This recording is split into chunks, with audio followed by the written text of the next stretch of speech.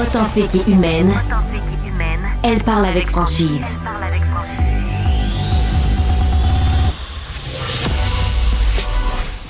Elle traite l'information avec rigueur et efficacité. Une approche fraîchement moderne de l'actualité.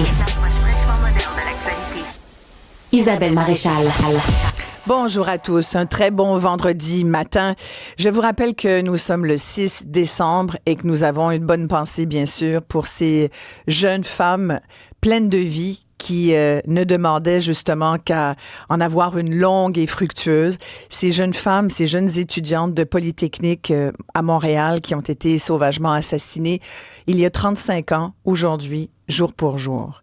Et plus que jamais, parce que on connaît les dossiers qui nous ont beaucoup occupés cette année, retour du débat sur l'avortement, autant de féminicides, sinon plus cette année que les années précédentes. Retour, bien sûr, d'un certain discours anti-femme, masculiniste, des valeurs traditionnelles qui, dans la bouche de certains hommes, souhaiteraient bien nous voir retourner dans nos cuisines. Ben, j'ai des petites nouvelles pour vous autres. On aime ça, faire de la cuisine, on aime ça, mais on le fait quand ça nous tente, pas parce qu'on est forcé. Et surtout, on prend notre place dans la société. Et merci de nous permettre de le faire, d'ailleurs. Puis on le fait tout à côté, bien à côté des hommes qui sont nos alliés, de ces hommes qui, eux, ne se sentent pas menacés. La plupart des gars ne se sentent pas menacés par les femmes. Heureusement, au Québec, on est dans une société avancée, on est privilégié, on est plus éduqué et je pense qu'il faut se souvenir aujourd'hui, plus que jamais, que cet équilibre-là est très fragile. Justement, l'année 24 a été difficile, on l'a vu, pour beaucoup de Québécois. Il y a un sondage léger cette semaine qui est sorti et qui disait qu'il y avait 60% des Québécois, ça c'est 6 Québécois sur 10, qui ont vécu directement ou indirectement un événement extrêmement perturbateur au cours de l'année. Ça peut être toutes sortes de situations, la maladie physique, la santé mentale, vous avez peut-être perdu votre job, vous êtes peut-être séparés. Bref, il y a beaucoup de monde et surtout, chez les jeunes de 18 à 34 ans, beaucoup de difficultés également cette année. Là, ils ont été comme plus touchés par un événement familial ou personnel qui est venu les shaker, là, qui est venu les brasser, puis parfois les fragiliser. Et cette semaine, je voyais qu'il y avait un GoFundMe d'ailleurs qui m'a beaucoup touchée. C'est le cri du cœur d'une maman dont la fille est atteinte d'une maladie orpheline. Des maladies orphelines au Québec, on en parle peu, justement peut-être parce qu'elles sont orphelines. Qu'est-ce que ça veut dire? Ben, vous le savez, ça veut dire qu'ils sont tout seuls. C'est des maladies tellement rares. Il y a pas vraiment de groupe autour. Il y a pas véritablement d'association. On peut pas se regrouper tant parce que on est un cas sur 1 million. Donc, on comprend ce que ça veut dire. Ça veut dire que les chercheurs, les pharmaceutiques, bon, il y en a qui font de la recherche, bien sûr, puis on connaît le succès, par exemple, dans le cas de Pierre Lavoie, c'est une maladie orpheline qui a fait en sorte qu'aujourd'hui, la recherche, la science avance dans le cas de la maladie qui lui a enlevé 2 enfants. Mais des maladies orphelines, il y en a de plus en plus et ça soulève énormément de questions. Mais en attendant que la recherche avance, il y a des familles qui vivent avec ce genre de maladie, mais surtout qui essayent que leurs enfants, que leurs jeunes puissent avoir une vie décente. Depuis 13 ans, mon invitée, Mélanie Castonguay, est mère monoparentale. Elle se bat jour et nuit, toute seule, pour offrir les soins nécessaires à sa fille qui est lourdement handicapée et lourdement malade. Et je vous disais qu'elle lance un cri du cœur. Elle interpelle la société. Elle vous interpelle, vous, puis le gouvernement du Québec et du Canada au passage, parce que elle pose la question. Qu'est-ce qu'on va faire avec nos enfants? Est-ce qu'on va les laisser éventuellement se retrouver dans la rue, devenir itinérants avec nos enfants handicapés? Elle est avec moi, Mélanie. Merci d'être là. Merci à vous de nous offrir. C'est un long préambule, mais je voulais bien mettre la table parce que, d'abord, il faut comprendre ce que c'est qu'une maladie orpheline. On n'ira pas tant là, mais je veux quand même vous permettre d'expliquer un peu rapidement ce que c'est que ce gène. C'est une anomalie génétique que votre fille a. C'est une espèce de... ça arrive une fois par million, mais exact. C'est comme s'il manquait un bout dans le puzzle du cerveau. Exactement. C'est un petit bout sur le chromosome 14, un minuscule bout qui est pas apparu pendant la grossesse. Et ça fait en sorte que, moi, je décris beaucoup comme ça, c'est beaucoup plus simple. C'est comme avoir un bébé naissant, en fait. Tu sais, elle est non-verbale, elle dépend de moi pour absolument tout, elle se tient même pas la tête. Là. Fait que pour se faire une image, ça ressemble beaucoup à ça. Elle a 13 ans. Elle va avoir 13 ans demain. Demain? Oui, demain déjà. Donc, alors, on lui souhaite joyeux anniversaire. Oui, belle puce. Fait que c'est tout ça, tu sais, c'est une lourdeur, en fait. C'est comme avoir un bébé naissant, là. Donc, c'est beaucoup de travail. Et votre cri du cœur, pour Léonie, votre fille de 13 ans, lourdement handicapée, c'est de dire « Aidez-moi parce que j'y arrive plus ». D'abord, vous vous occupez d'elle. Vous aviez un travail, vous avez dû quitter votre travail. Racontez-moi un peu votre histoire qui vous a amené aujourd'hui ici. En fait, lorsqu'on a su pour Léonie, elle avait 10 mois. Hein. C'est pas quelque chose que tu sais, là, enceinte. Ouais. Donc, on a su la nouvelle, elle avait 10 mois. Donc, j'ai dû cesser de travailler. Les premières années, là, c'est beaucoup d'hospitalisation. Les 4 premières années, je te dirais, c'est des ambulances aux 2 jours, crise d'épilepsie non contrôlée, médication pas réglée, évidemment, beaucoup d'opérations au niveau du gavage, au niveau du reflux. Tu sais, il faut stabiliser l'enfant. Là. Le 0-4 ans, là, c'est vraiment hardcore. Après, on a comme une petite pause, puis après ça repart.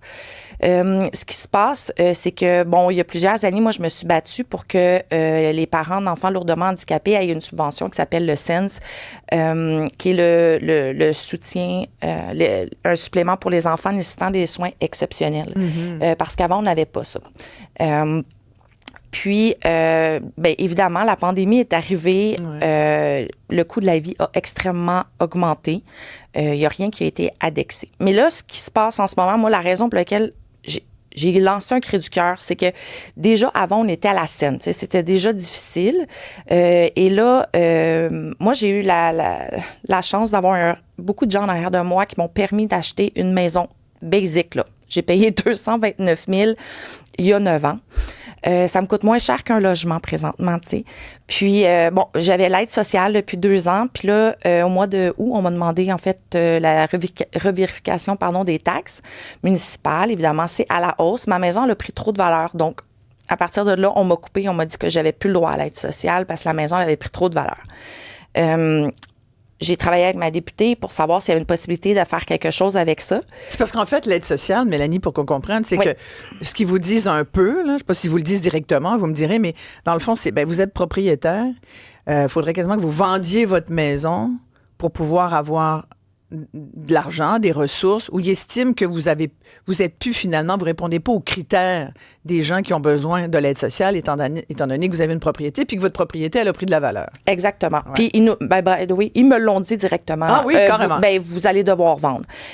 Je disais que c'était complètement illogique. La maison est adaptée, tout est fait. Fait que j'étais là. Elle est adaptée pour votre fille, là, qui, on le rappelle, a vraiment des besoins lourdement handicapés. Là. La rampe, le lève-personne, la salle de bain, tout est adapté à la maison. Donc, je trouvais ça un peu ridicule de vendre pour ça.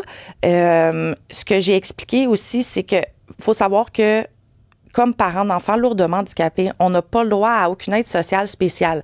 Fait qu'on est comme une aide sociale régulière, là, à 700 quelques par mois. À ça, ils déduisent évidemment les pensions alimentaires, ils déduisent beaucoup de trucs. Fait que déjà, on se ramasse avec peut-être 300 $ par mois. Mais, par exemple, on a comme les assurances pour les dents, les médicaments, etc., qui coûtent aussi très cher. Évidemment, le montant est tellement peu qu'on...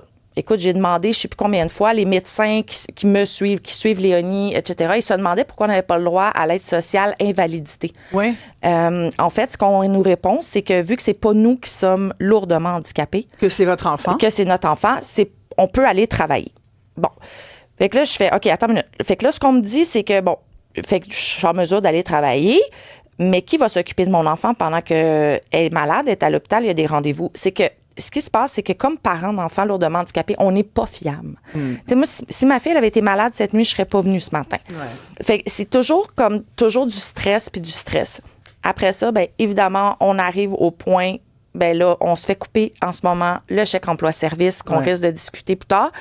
Fait que c'est beaucoup de trucs en très peu de temps, ce qui fait, tu sais, qui te demande de plus avoir de revenus, en plus d'être plus considéré non plus. Tu sais, moi, j'ai pas de revenus, j'ai pas de travail. Donc, exemple, avoir un enfant lourdement handicapé, ça égale aussi avoir une vanne adaptée. Ma vanne, elle a 11 ans, elle est sur le bord de mourir. Si elle meurt, je fais comment pour aller au rendez-vous à l'hôpital? Comment je fais pour faire les suivis? Juste la semaine passée, j'ai eu un bris sur la voiture. Écoute, il fallu que j'annule 4 rendez-vous. Fait que là, tu te dis... OK, C'est des soins constants. Là. c'est des soins constants, puis on nous aide pas à offrir ces soins-là À votre propre enfant. Là. à notre propre enfant. On préférait vous voir travailler ailleurs, puis qu'il y ait quelqu'un d'autre qui vienne. Exact. Là, quelqu'un d'autre sera à définir, parce que ça, il faudrait le trouver. Oui, il Hein? faut le trouver parce que le salaire aussi est un petit peu Exactement. très bas. Donc, Je pense qu'on peut dire qu'on ne le trouverait pas. Hein? On c'est trouverait très difficile. probablement pas C'est cette très, très, ressource-là. très difficile. Ou souvent, ben, les gens ne restent pas très longtemps parce qu'ils ont, ils ont plus d'avantages à aller travailler dans des grosses chaînes. Mais cette ressource-là, est-ce qu'elle serait payée par le ministère de la Santé et des Services sociaux? Exactement. Mais vous, qui êtes la mère, vous êtes l'aidante naturelle, dans ce cas-ci, c'est un cas d'aidance naturelle, là. Même si vous êtes la mère, puis c'est clair que pour vous, c'est pas de l'aidance, c'est votre fille. Oui. Hein? Mélanie, vous allez vous en occuper jusqu'au bout. D'ailleurs, je l'ai pas dit tout à l'heure, mais vous êtes co-créatrice de Parents jusqu'au bout, parce que quand on est parent, on y va jusqu'au bout, peu importe ce que notre enfant vit. On est all-in, là. Oui, oui, puis même Mais au-delà... on veut de l'aide. Oui, oui, mais même au-delà de ça, je vous le dis tout de suite, là, pour qu'on soit assis ici, c'est parce qu'il y a des démarches qui ont été faites.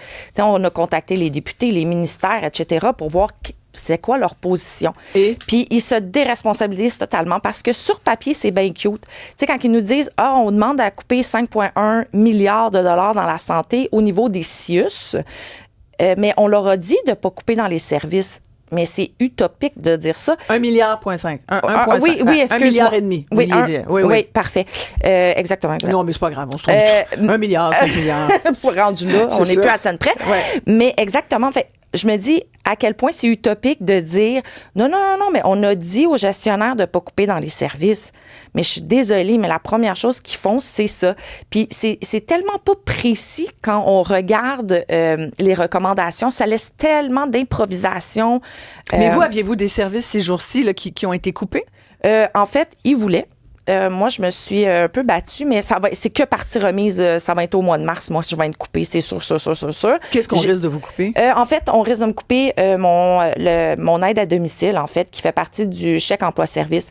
Puis, ce qui est drôle, c'est qu'au mois d'août, j'ai demandé à prendre quelques heures de ce chèque emploi-service-là pour m'aider justement à arriver dans la vie. Ce qui se passe, par exemple, c'est qu'ils donnent tout le pouvoir discrétionnaire au CIUS, ce qui veut dire aux gestionnaires, à la travailleuse sociale, etc. Fait qu'on n'a pas...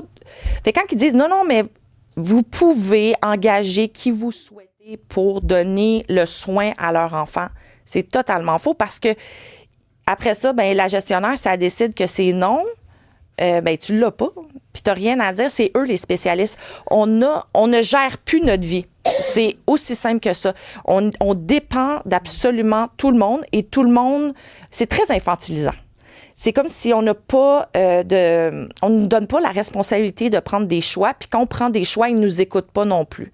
Fait que c'est vraiment, on parle souvent que du répit ou des trucs comme ça, mais nos enfants, souvent, moi, ce que j'entends des parents lourdement handicapés, le problème, ce n'est pas nos enfants.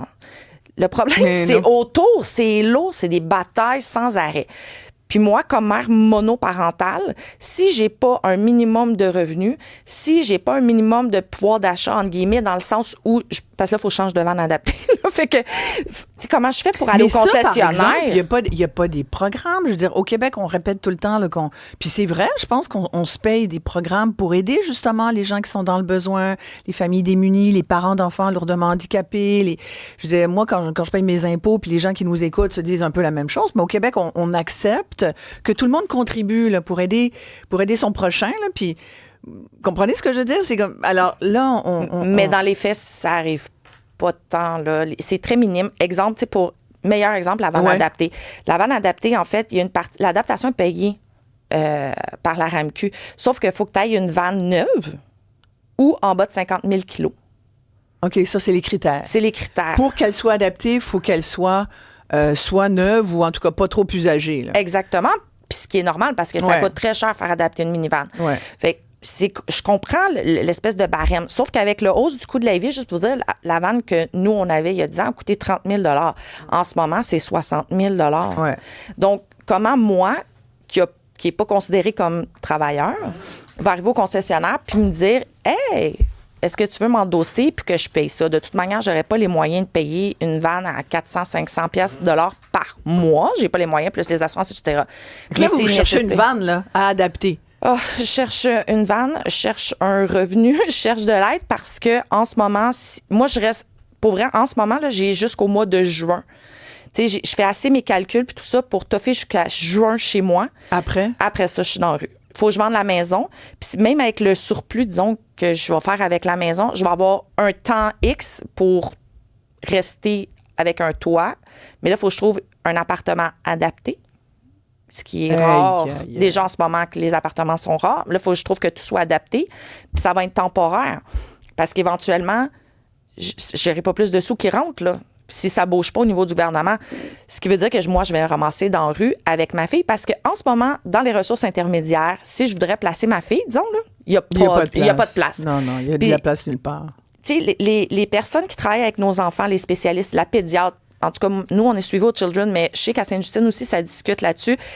Les médecins, les spécialistes qui travaillent avec nous sont outrés de voir des parents arriver complètement dévastés, qui sont en train de tout perdre. Même eux sont comme, hey, ça n'a pas d'allure, on va être en arrière de vous. Mais tout le monde va être en arrière de nous, mais à ce que je sache, en ce moment, je suis assise seule ici au micro. Mais c'est grâce à des gens qui... vous avez de l'énergie puis que vous ne lâchez pas, Mélanie? Merci aux antidépresseurs. Pour vrai, là, je connais pas beaucoup de parents qui ont des enfants lourdement handicapés qui ne peuvent pas prendre de médication. On n'a pas le choix. On pourrait pas passer au travers ça. Puis, tu sais, je suis ici, puis j'espère tellement que ça va bouger, pas juste pour moi, pour toutes ces familles-là, parce que nos enfants, c'est des anges. Pour vrai, il faut les côtoyer pour savoir à quel point c'est du bonheur, hein, tu sais. Puis, ça me fait tellement, je vais le dire de même, ça me fait tellement chier que... dans la société où on vit, c'est que monétaire et aussi, il n'y a comme pas de décision de cœur qui est prise. On a laissé ça, puis ça me fait extrêmement peine. Puis j'espère de tout cœur, en tout cas, que les choses vont bouger en ce moment parce que ça n'a aucun sens. Puis c'est drôle parce que je disais, tu sais, avant que je mette une pancarte à vendre, je vais tout faire. Tout faire pour pas perdre ça, pour pas que ma fille perde ses repères, pour pas qu'on perde ce qu'on s'est battu, dans le fond, les dernières années pour avoir. Mais avec tout ce qui se passe, tu sais, imagine quand tu travailles, il y a des gens là, tu sais, qui ont 2-3 jobs, ils ont de la misère à arriver. Imagine quand tu as 0 revenu. Non, mais je suis censée comment faire, là. Je sais plus. Mélanie Castonguay, vous restez avec moi, oui. Bien sûr. On parle de votre fille, 13 ans, Léonie Castonguay. On la salue. Et puis, on s'arrête ici, très courte pause, mais on va revenir après la pause avec Chantal Théroux, qui travaille à la Fondation Papillon, qui vient justement en aide aux familles comme la vôtre. Et surtout, j'interpelle notre public. Si vous vivez un peu ce que Mélanie vit, si vous vous sentez interpellé par son histoire, parce qu'elle se rapproche de la vôtre, on veut vous entendre. Vous pouvez faire le 1-877-827-2346 par texto 187 Cube Radio.